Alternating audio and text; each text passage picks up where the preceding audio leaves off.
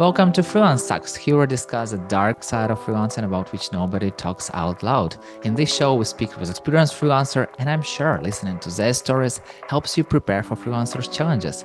My name is Yuri. I'm a community builder at Code Control and 9am.works, and my guest is Anna Michalak, a freelance social media marketing professional who started her journey just a few years ago, but already built her own LinkedIn brand with 17k plus followers and brings 1.5 million impressions for clients monthly. So, welcome, Anna. Hi, Yuri. So nice to see you here. So nice to be here. I'm so excited for the upcoming episode. Even though you started your freelancer journey not that long ago, you have a lot of experience already. So, for you, what is the most challenging part of being a freelancer? I think the most challenging part would be definitely telling out loud my service and prices. I'm not quite sure where did that stem from, and I'm not sure how did I evolve. I'm not honestly. I'm trying to kind of break it down from the very moment I started freelancing, but basically I remember when I started my freelance journey, I was so excited. I had everything written down, all the processes, all the services and prices. I remember I jumped on a discovery call, and then I was just like was having so much fun on the call, and then at the end, of course, I got asked, okay, so what would be the price? And my mouth and my throat, it felt like it shrank. I couldn't say it because I felt like it's gonna be too much, and they're not gonna go for it, or it's gonna be too low and it's not gonna be perceived as high quality. And I just shrunk. I couldn't say anything. So I think that was the most challenging, and still is the most challenging part. I'm still working on it. I just take a deep breath. I just say it as it is, because I know this is exactly what I should charge for the service, and this is exactly the price for my time input and my expertise. However, yeah, I'm still working on it, but I feel like it's the most kind of challenging part for me, just saying out loud the prices. I can imagine, like, I will send you an email. So, Yeah, exactly. But then literally that's what happened. And then my co-founder basically said to me, Anna, you're losing clients because you're sending them an email. It's not personalized enough. And I'm like, this is a very good point. However, I don't know how to kind of go around it. It feels so weird for me to talk about it. So now we kind of cracked it to make sure that I will say it out loud, but at the same time, I will nurture the client. So after the call, I sent them an action plan basically. mhm. So within the action plan, I summarize everything that I do and everything that the client struggles with, how our services fit, and then a complete breakdown of the service, which basically on the call I just say the price and the benefits of it, and then the action plan breaks out. So that's kind of we've balanced it out, but it's so hard, honestly. Jeez. So basically, you do two things. So first of all, you say it out loud during the call, and then you additionally send an email with like a complete breakdown, so it's easier for them to choose. Exactly. And I don't call it the pricing plan because it sounds very salesy, which don't get me wrong, there's nothing wrong with being salesy. It's just something I'm not that comfortable with. So as I'm in the process of, kind of getting comfortable with the whole concept, I just called it with my partner. And I think I've seen it on LinkedIn somewhere. I don't know where. I think it was Luke Shalom. I hope I pronounced it right. He's an amazing LinkedIn creator, and he posted about it. And I was like, this is a brilliant piece, of a presentation to create. And then it's basically, I think he called it an action plan. So I'm gonna give credit to him for that. Got it. Got it. So, what is the most time-consuming thing you must deal with as a freelancer, except for work itself? So outside of my social media responsibilities, do you think? Yeah, I mean, except for what you do for yourself, for your own brand, for Yeah. clients, like what is the most time-consuming thing? I think it's a bit of both, but I think it's networking.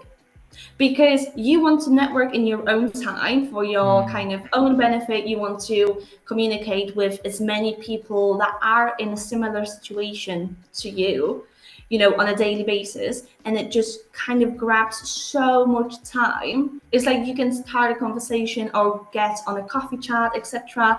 And it's so time consuming. It's very beneficial, but it's so time consuming. So I would advise to kind of feel the balance, because sometimes we as freelancers we put ourselves so much into this like big pot and a big act of I can do this and I can work 24/7 and yeah, let's do this.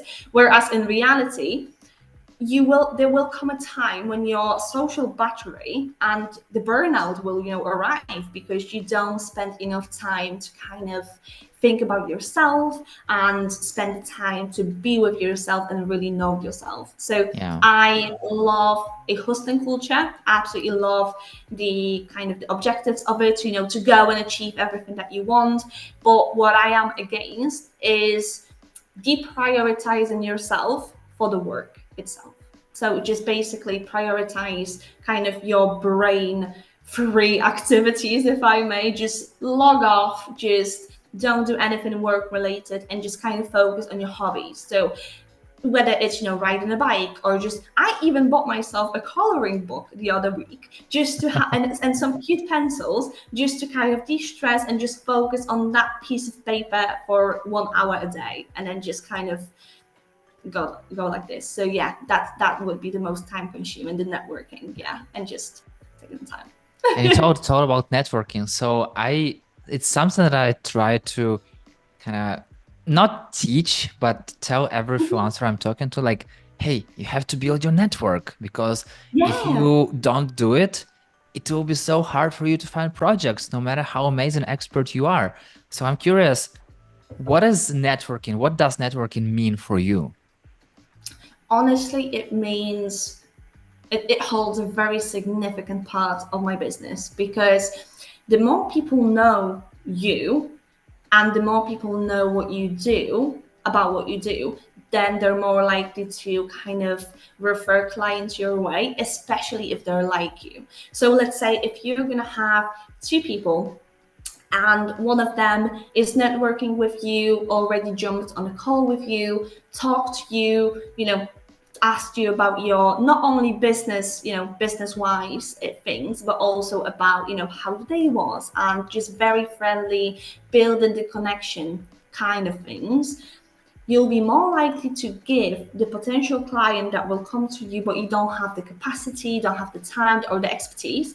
You're more likely to transfer that client onto this person, rather than the second person who jumped on a coffee call with you, talked about their business, haven't asked you about, how are you in general, Yeah. and basically keeps in touch with you, let's say every 3 months, just to ask if you have projects. So it's such a big part of the business, because it's just your network is your net worth. Of course, not at the compromise of your sanity. You need to have time for yourself, but at the same time, when you're committed to working, it's only another person in the current digital and social media world is just a message away. So why not just either just even kind of draft and generic message and personalize it with every time. For example, you can have, hey, name, how is, mention some things they wrote in their profile, and then you have a template, so it actually takes some brain capacity off, because you already have it, so you don't have to invest your time so much into it, but you're still keeping in touch and you're still making it worthwhile and personalized, and just friendly, and just basically caring, because you made it personalized. It's not a generic message, hi, how are you? It's more of like, oh, I've seen that you went to that, to that gala. How was that, etc. It's more you took the time to know them, and yeah, just basically personalize the connection that you have with them, nurture it. So it is a big part of the business, and I stand 100% with you. It's like for all the freelancers, they just need to focus on their network and kind of build it as they go. That's kind of And exactly adding to your point, the moment you talk about something people are really passionate about, makes Yeah. you their friend. And it's so much you definitely will share some projects with somebody with somebody you at least feel like friendship with. And yeah, it's I like fully hear all hands. And the next question is, what is the most nerve-wracking thing you must deal with as a freelancer? Chasing invoices straight away. Chasing invoices. Honestly, it's the most nerve-wracking thing because you don't want to ruin the relationship that you have with the client, etc. But it's so important to charge before you start the work. So you sign the contract, you send the invoice is paid, and that's when you commit to work. Because I've learned the hard way that you will put your time in, you will dedicate yourself, you'll try your best to kind of build this amazing piece of a project, and you hand it in, and then the invoice is not paid for like 2 to 3 months. And then you're just like, so you're out of, friendly emails. Hi, just chasing up, exactly, not chasing up, but like, hi, just following up. How you're okay? I appreciate Q4 is busy, etc. Just let me know how it works. And then so you out of these emails because you've already sent five and you had no response. Not even, I'm sorry, we don't have the current funds. Can we follow up in X amount of time? It's just the most nerve-wracking thing because you want to have a cash flow. You want to have cash flow. You want to have a fluid kind of consistency of payments, but you can't because you didn't charge at the start. And this exactly makes it kind of a balanced problem because you didn't charge at the start, allowing the client the flexibility, and the client took advantage of it because of the Mhm. flexibility. And it's kind of like a two-way problem. But chasing invoices is the most nerve-wracking thing. I would advise to kind of just charge upfront. If, let's say, the client is not happy, don't worry, you can refund them a bit later, etc. I'm sure they will be happy, but just in case, you can refund them later. And yeah, just get invoices straight away out the door. That's it. It's fun. I had a conversation with one person, and he told that he had previously the very same problem, and also he had this thing that I don't want to charge them before because like it's kind of like it's not feeling good. I didn't do anything. Then I feel this obligation of like expectation and stuff. And I was like, okay, so how do you deal with it? And he was like, yeah, no worries. I'm just sending them to follow-up emails. And if they're not answering like during 1 week, that I'm selling this to collectors. And I was like, oh, okay. Yeah, that might work. And he like definitely sent in like email. Like first is kind of like nice, and the second one, if you are not paying it like in 3 days, I'm sending it to collectors, and that's all. Oh No yeah. problems.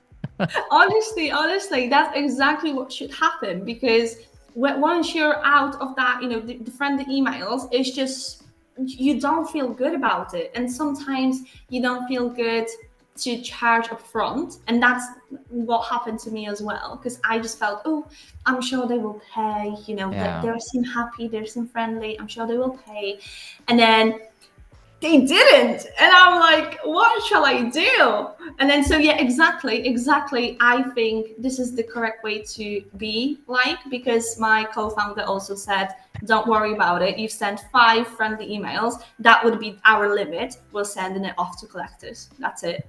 Because it's so nerve-wracking and it's so time consuming as well. You have other things Exactly. to do, and you did an Exactly. amazing work, an amazing project, so just please make it worthwhile. You have a lot of conversation on LinkedIn, and it kind of feels like social life. But still, as a freelancer, do you ever feel professional loneliness?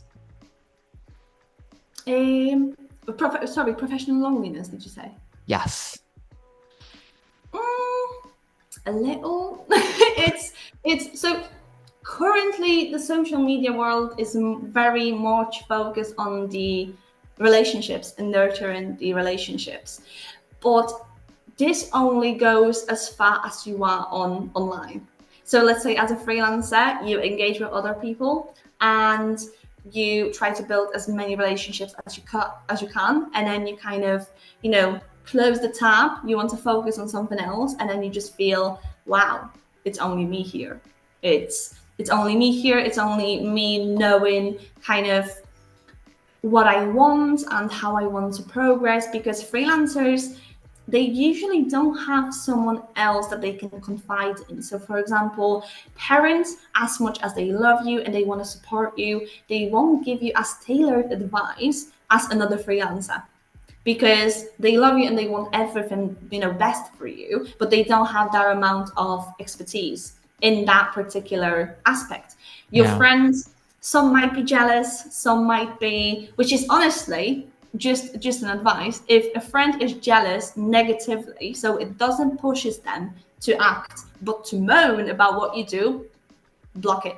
Absolutely block it. I've blocked so many people out of my life, because life is all about being supportive and finding the people that empower you, and keeping people instead that are negative toward what you do in your dreams is the biggest progress killer. So just focus on those that give you the support and the value, and focus on meeting that kind of people, either honestly. So your podcast and your activities, Yuri, are the best example of it, because you hold an amazing community of freelancers that they are able to communicate with each other, and you provide support. And this is, the perfect place to meet other freelancers and other people, and to learn from them and to not feel lonely. And I'm in a very fortunate place, because even as a freelancer, I have my partner who is our co-founder as well. So we're in this together. If there's anything that's kind of holding my mind or holding my Yeah. heart, I can always say it to him, and I can confide, and he will not only show the expert kind of side, but also the emotional support, because we're in this together. And same with now me knowing, about your podcast and following you, Yuri. I just feel so much more empowered, because I know you're here, and I can always, turn to you and be like, Yuri, this happened. What do you think? And vice versa. You can always turn to me and say, as a fellow freelancer, okay, this is what's happening, Anna, XYZ. And I'm like, ooh, yeah, Yeah. that's fine. Let's do this way. First of all, thank you so much for such kind words. And secondly, that's exactly what I'm always telling people. So that's exactly why you need a community. It's a Yeah, place where you can go and talk to people, and you don't have to be shy about it. You don't have to shut up about it. You can go and ask questions. For example, you're a LinkedIn expert. If I have some problems, I can just go and like, hey, I don't know what's going on. I don't know what's happening with my profile. Can you please take a look? Or I don't yeah, know, if somebody's UI UX designer, hey, I'm just working on this like rebranding. I'm doing this. Can you like do a quick look? But definitely it's not like, somebody's asking like every time a lot of questions, and like it looks like you're doing a job for them, but without paying. yeah. It's a little bit crazy, but totally here and there some questions. That's exactly how it works, and I'm definitely here for you always. Please ask any questions if you'd like. I'll be happy to help you. And if we are talking about people who are asking questions, talking about, let's say, friends. So if your friend wanted to become a freelancer, what are top three things you'd advise them to consider before doing it? Oh, so before doing it. Okay, so before starting their journey, straight away, if they know this is the correct way, and I know they're fully ready, and I'm like, oh my god, this is amazing. So the first thing would be to 100% nail down their processes. So what is your service? So how are you going to deliver it? Who are you going to deliver it to? What's the timeline? What would be the exceptions? So, for example, if it takes a little bit more because of the client, what do you do? If it takes a little bit more because of the nature of the the project, what do you do? How does the contract look like? Are you working on a retainer basis or on a one off project basis, or both? Just basically nailing down the logistics of it, because loads of people and loads of freelancers that talk to me, that's what they struggle with, and they're like, oh, I have an amazing client, but I'm fearing that I'm going to lose him Yeah. because I don't know what to do. And I'm like, it's okay, you don't know what to do because you don't have the process in place. So don't worry. So once you create, let's say, social media content, what do you do next? And just asking the question back and forth, and they will find out, and they will realize they have all the answers, they just haven't broken it down. Yeah. So straight away, the processes. The second thing that I would advise is to find a great freelancer circle, because freelancing is, as you've mentioned, it's often lonely because you're on your own completing projects, fighting for clients, putting yourself out there. It can be quite nerve-wracking, and sometimes people will back out and be like, okay, this is too much, this is not for me. Well, in reality, it is definitely for them. It's just they don't have the right support circle. Yeah. So finding the right support circle and other freelancers, to kind, that struggle with the same things on a daily basis, like them, that can offer a helpful hand and advice. That's 100% something that they should do. That's I think that's one of the top three. And then the third one's always so difficult to pick. Okay, I've got it. So the third one would be building a personal brand straight away. So just to not rely on the outbound kind of sales techniques. So not just you coming to clients and pitching your services to them. It would be brilliant for them to actually find a way and a reason to follow you and to go to you for that particular problem. So building a personal brand, whether it's on LinkedIn if you want more businesses, whether it's TikTok if you sell, let's say, a service or a product to that particular audience, Instagram, Twitter. Well, okay, no, actually no, not so much Twitter, because that's more for like keeping up with news, etc. I'm going to take that back. So it will be Instagram, LinkedIn, TikTok, even Facebook. If, let's say, your audience are kind of like not so much of a business people, but still 35, 40 plus. Yeah. So basically focus growing your personal brand in the appropriate place for your business. And then once you'll start showing your expertise and your projects, who you've worked with, some testimonials, what do you do on a daily basis. So even a picture, hi guys, so this is what I struggle with currently. If you're struggling with this, don't worry, because this is what I found, etc.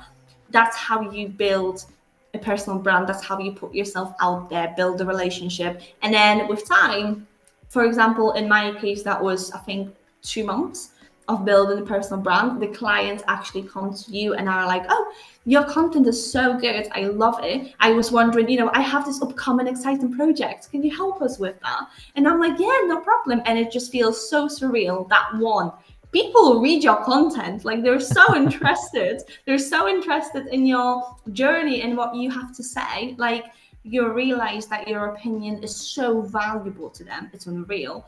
And then second, people actually come to you to work with you. It's not you anymore applying for jobs, sending CVs out, etc. It's your expertise driving people in. So building a personal brand is just godsend. So process, support, and brand. And by the way, by building brand, you build on friendship, which is amazing. And Exactly. I'm totally down for that. And Anna, I wish to have the sky is the limit, but time is the limit. So Of the course. final question: if you were starting freelancing today, what is one thing you would have done differently? If I was starting freelancing today, I would not let my fear that I don't have enough expertise hold me back. Because I just found at the very start that I didn't, go to that person. I didn't go to that business because I feared that, oh, I'm not at that level yet. Where in reality, they probably had much less expert people on, but it's just my fear holding me back. So definitely that's what I would change. I'll just go for it, because as cringe as that sounds, literally you only live once. It's Yeah, YOLO. It's exactly. all the way through. And it's also fun because I had this conversation with Carolyn Zick, and she told that she loved learning together with clients, and she's super honest about it. So Yeah. if she doesn't know something, she's like, I don't know exactly how to do it. I've never done it before. I have an idea and I can find out how to do it. Are you open to go on this journey with me? And usually Yeah. the answer is yes. And first of all, there is less expectations, because if something Yeah. goes wrong, definitely she always like do everything great. But if something goes wrong, you always can talk about it, and you always like on this learning journey. So yeah, I Exactly. totally agree with you. Managing expectations is the best thing you can do. It's like just saying it up front. This is what I know. This is what I can find out. Just to kind of portray yourself as the person who wants to learn more and give your business the best, and then manage expectations. Because let's say you lie, let's say, or actually not lie, navigate the truth. That that you know a little bit, but you'll say, oh yeah, I'm expert at this, and then you're struggling with this, and then you Yeah. might not have so much of a support from that business. But then when you break it down clearly and transparently, they'll be like, yeah, no problem, we've talked about this. What would be your calls of action? Yeah. Yeah. Anna, thank you so much for sharing your experiences and having such an open conversation. No problem at all. Thank you so much for having me. And I'm going to look forward to all of the freelancers that will come from your hub, successful and just literally reaching the sky and above, basically. So, yeah, I'll watch out for your guys' posts. And yeah, can't wait to speak to you soon. Thank you so much. And thank you so much for listening. If you like the show, hit the like button or 5 stars and share it with your friends. That's it. We're done. See you in the next episode.